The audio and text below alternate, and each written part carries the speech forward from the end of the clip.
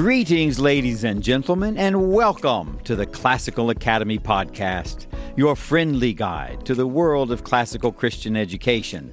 I'm your host, Dr. Mark Phillips. Speaking of the Constitution, John Adams said, "A government of laws and not of men." Abraham Lincoln said, "We, the people, are the rightful masters of both Congress and the courts, not to overthrow the Constitution, but to overthrow the men who would pervert the Constitution." Many have spoken about its importance. Even the great scientist Albert Einstein spoke of it and said the strength of the Constitution lies entirely in the determination of each citizen to defend it. Only if every single citizen feels duty-bound to do his share in this defense are the constitutional rights secure. My guest today is Liz Caddow. She is the founder and head of school here at Trinity Classical Academy. She also teaches our honors government class. And she just returned from leading our senior trip to Washington, D.C., where in addition to taking in many of the national treasures, she led the seniors to view the original Constitution itself. I've got to ask you, Liz, were you like Nicolas Cage in National Treasure? Were you tempted to steal it? That's funny, Dr. Phillips, but yes. Yeah. Yes, I was. What a beautiful sight it must be. It was, and it was wonderful to take our seniors to the Rotunda in the National Archives, and they were as blessed to see it as that's what we've been talking about, right? This Greatest whole semester. Political it was document fantastic. In history. Yes. And right next to it, the Bill of Rights. Just fantastic. right there. Yes. So why do we, at a classical Christian school, study the U.S. Constitution? Thanks, Dr. Phillips, for that question. Sure. Well, as a classical school, we are reading always primary sources, or that becomes one of the things that we do regularly. And in honors government, my goodness, we read the Constitution from beginning to end as the longest enduring government document that, of any. Yes. And so we are privileged to do that, but our students have studied the Greeks and the Romans and Western political philosophy. And so their senior year, as they culminate with honors government, their thesis, and apologetics, it's so appropriate that we would read that and have a firm grasp for the purpose and role of our government and what our founders intended. And what greater, more important primary source is there for the American governmental system, the best in the history of the world, than the Constitution itself? So, of course, that would be the primary source in an honors government class if you're really after truth. That makes sense. Well, so people might ask the question, just the general question, what is the Constitution? Well, when was it written? Where? Why was it written? Yes, thank you. I will do my best here. Sure. And in relation to that, first of all, how we start our class, for instance, is that we have conversation related to the purpose and role of government. And we look at the governments throughout time. And what was so beautiful about the founding of our country and our founders is this idea of that was so radical at the time of self-governance, right? Yes. And so we talk a lot about what was going on before that with ruler's law being rule of man versus rule of law, and what does that mean? Yes. And then this idea of self-governance and, of course, these unalienable and natural rights which our founders firmly believed in, and we get a firm grasp on what that means, right? Natural, unalienable rights, the right to life, liberty, property, pursuit of happiness, endowed by the Creator, not to be taken away by any man or ruler. That's one of our catechism questions. Sure. So we start there, then we look at the preamble and what the founders intended for the purpose of government. Sure. So in other words, these inalienable rights, in other words, they come from God. So it's not government to give them, but it's the government to protect what is already there as an inalienable right. That is key. Yes. That is key. And then taking a look at the Constitution. So we start with the preamble and all the tenets of what then, with the preamble being really the mission statement for the Constitution. Right. And then those are the things that the government is to do. And we memorize, of course, the preamble. And then the Constitution spells those out in Article 1, 2, 3, 4 as it relates to the principle or to the preamble. And those are enumerated rights. They're specific on what the government is to do.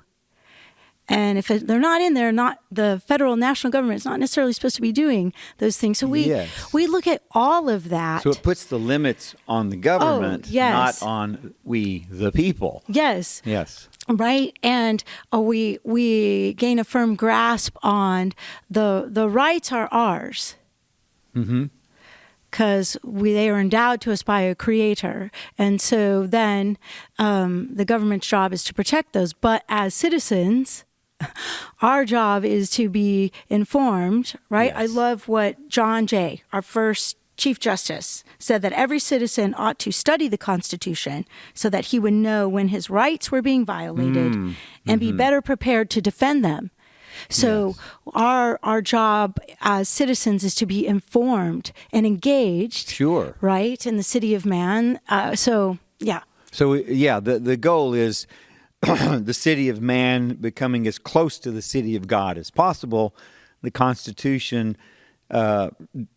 discussing those inalienable rights and telling the government how it is to protect them and the limited powers of the government in protecting those rights. Yes, and also then the understanding of the Constitution being a social contract between the states and the citizen and the federal government, right? And we also speak to what happens when that contract is violated. What are we to do as citizens?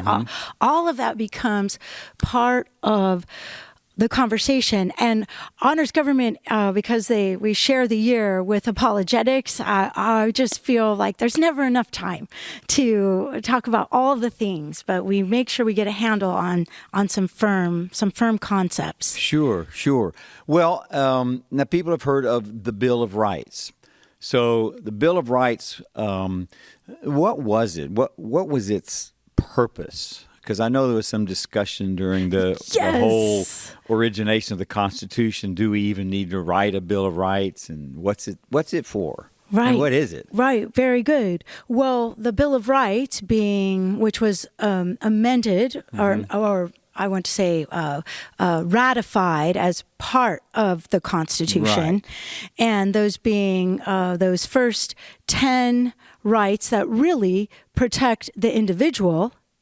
And certain, states' rights, because the Constitution covers the federal government, Article 1, Article 2, Article 3, legislative, executive, and judicial branches, correct? And we get a firm grasp on legislative branch makes the laws, executive enforces, judicial interprets. But the Jefferson was concerned for the individual and the states' rights. And so those were very important part of the Constitution being ratified.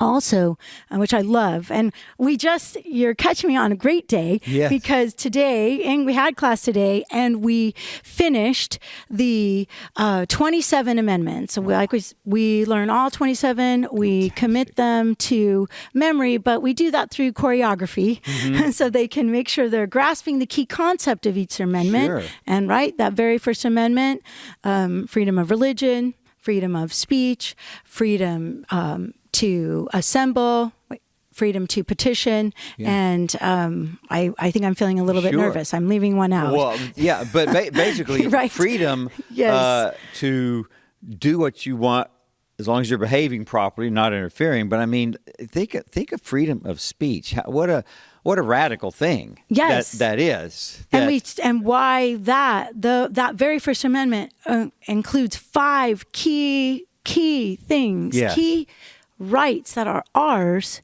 to be protected. Yes. They're not given. Yes, They're not given by ours. government, protected by yes, government. protected.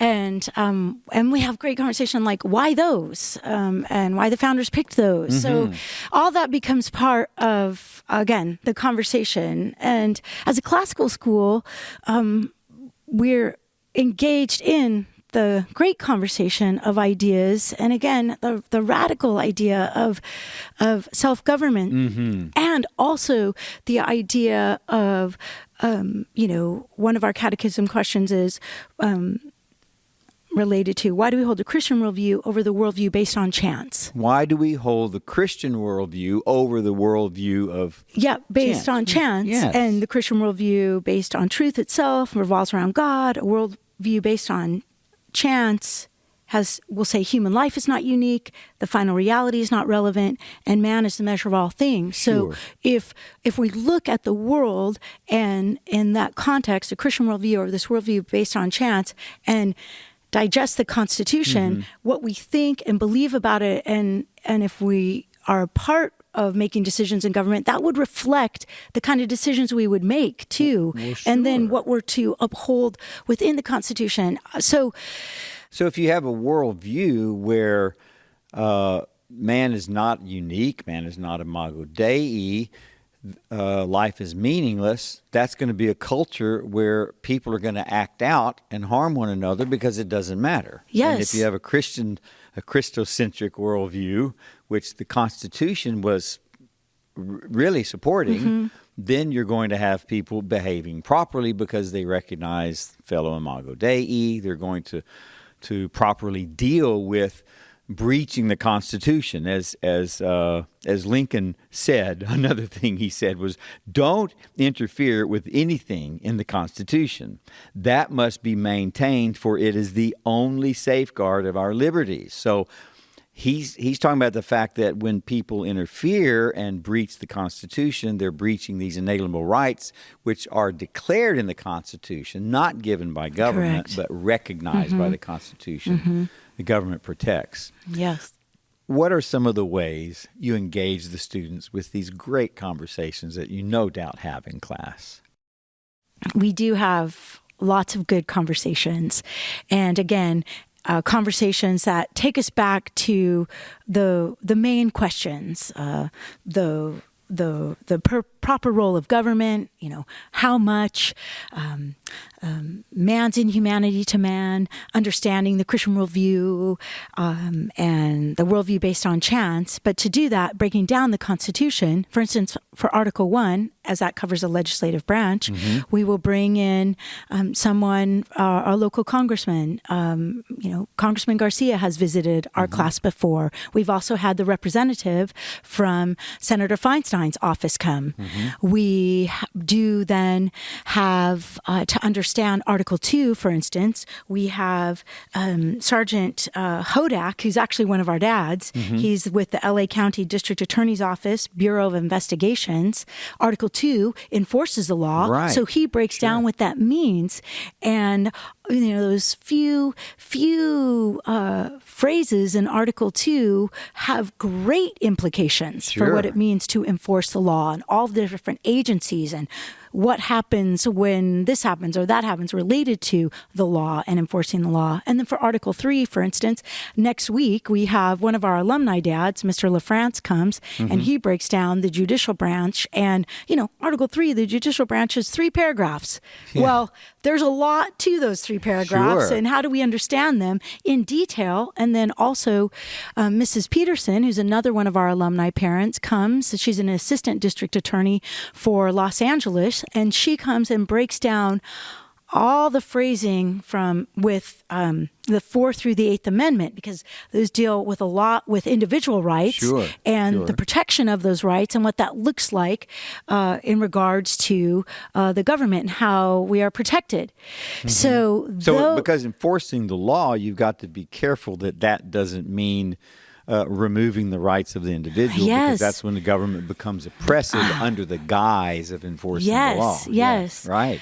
Another one of my favorite things that we do as we understand the implications of all the things around the Constitution and the impact of political parties and what that means. We do a political party debate every semester, and we bring someone in from the local Republicans Party, local Democrat Party, and as well as someone from the Socialist Party, as that becomes more of a prevailing conversation, our narrative and our culture. Yes, and unfortunately. the students, true, the students ask a lot of questions. Good. And it all relates to the Constitution, all the amendments, and it is quite lively because it's live. Sure. And so that is a favorite way to engage. And again, they're seeing, and this is what I love for them to see. And we also bring someone in from either an assembly person or a state senator, so they understand how how California government works, and they can see the correlation, how the federal government is set up. Oh, the state government is set up similarly, but it's dealing with the state. And then the local government, we bring someone in from our local Santa Clarita City Council, so they can have an understanding, so that they can see our founders and those involved were just people. Yes. And they too can be engaged and involved. In fact, that's our conversation when we get to Article 1. Oh, you have to be 25 to be in the House of Representatives? Well, you're just 7 years away, folks. Yeah, who's it going to be, for it. right? I And would to be love 30 to when you're a see senator. classical Christian graduates in Congress. Yes. So all of that. And then, gosh, we, I feel like I'm talking right now, like how I have to talk in class. Again, we only have a semester, so we cover a lot of ground. One of the things too that I think is a favorite is every week we take a look, we start one of our classes with the most recent Epic Times and the most recent periodical The Week.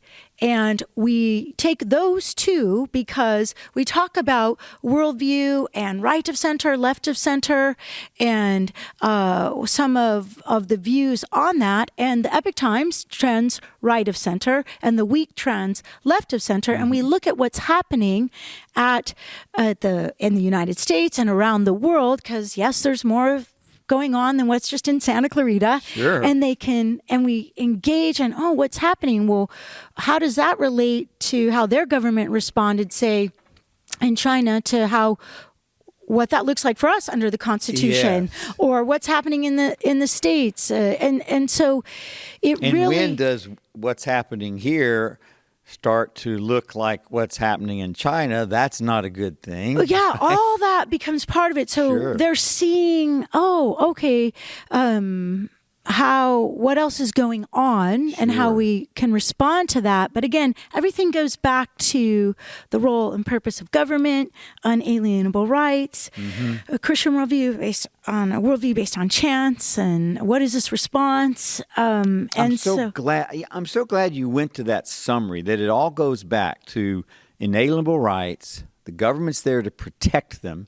The Constitution talks about how the government protects them and limits it, and that's based on the truth of the Christian worldview. And it's clear that you keep going back to those foundational points. And I think everyone with students in this class should be very, very excited and blessed by that reality, that's how you approach it. I hope so. I know I'm privileged and so blessed to just journey each semester with our students. And the other thing that we also speak about, because, from a Christian worldview, and for instance, we read Christian Manifesto, a couple chapters there from Francis Schaeffer.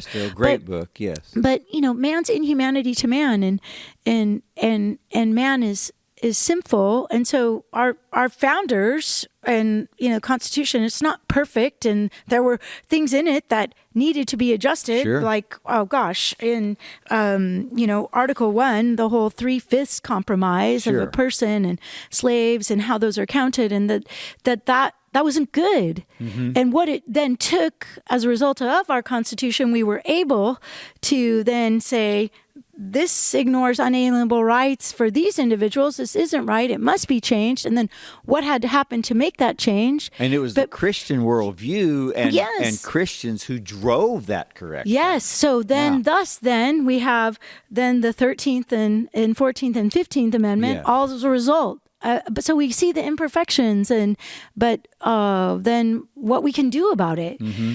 So all that becomes part of the conversation too. So in general, how does it affect the students? I know parents, I know prospective families out there. It's obviously beneficial, but a student goes into this class and then they finish their senior year of this class. What's the general effect upon them? Oh, well, to get the best answer, I suppose you would have to ask one of our I'd seniors. Have to ask them. Sure. But I hope they would say that they have a better understanding of the role and purpose of government in the country in which they live, have an appreciation for what has been given to them through the Constitution and their responsibility to understand what it means to be an informed and engaged citizen in the city of man, for the city of God, and what that looks like, and what our role and responsibility is to make sure that we are doing what we can in this generation to make sure that the next generation is able to have and keep those same freedoms and rights that we have. Oh, absolutely. So again, you'd have to ask them. But it takes I hope so. Yes. I mean, hope great so. virtue, wisdom, purpose, and courage to know about the Constitution, to appreciate it, to pass those inalienable rights on down to the students. And it fits right into the mission and vision, doesn't it? Good job, Dr. Phillips. I can't believe you said the mission statement before I did. So well done. But that's right. Does it help lead towards that? I believe so. Absolutely. That they would know virtue and wisdom, purpose and courage as a result, or know better about it. So yes, I hope that. So one final question. Let's say I'm a parent out there. I have a student who's been through your honors government class. What question or questions might I ask them? We already came up with one. How did this affect you? How did this change you? What might be another question or two? Oh, gosh. Well, I hope that they would want to talk to you about a lot of things. Yes. But in particular, and I think our students would love to speak with you or anyone, because our students are like that. I definitely questions revolving around, ruler's law, the rule of man versus the rule of law, that we are a nation under the law, that the Constitution is the supreme law of the land, that document, that they could speak into that, speak life about that, as well as the difference in particular between the two competing worldviews and the impact they have. Great. That's a great question to ask your student who's been through the class. Yes. Tell me about the difference of what it means to a culture that's centered around the Christian worldview and the Constitution and one that's not. And those in charge making those decisions. Yes. And the kind of decisions and laws that they would make if they see one from a Christian worldview or one from a worldview based by chance that says man is not unique. Yes. And we're here by chance, and the final reality is not what we know as believers, that our final reality is in the kingdom of God. And the worldview based on chance as final reality is, Wouldn't that be a great journalist question to ask every candidate running for office? Yes. What's your worldview? And would you explain it, please? Wow, what a great starting point that would be. I don't know. I think we'd they wait could a long time for that. Speak to that. And, yes. And what I love too is when there's a connection between what our students are doing in honors government and then some of the students for their senior thesis that have chose one that relates to the Constitution or one of the amendments, and I think those are great connections. And I can't, that's next week. I can't wait for senior thesis. I know, presentation. yes, and we encourage people to come to the open thesis and see those. That's great. Absolutely. Well, after this, I really wish I could take your class. Unfortunately, I'm usually teaching at the time.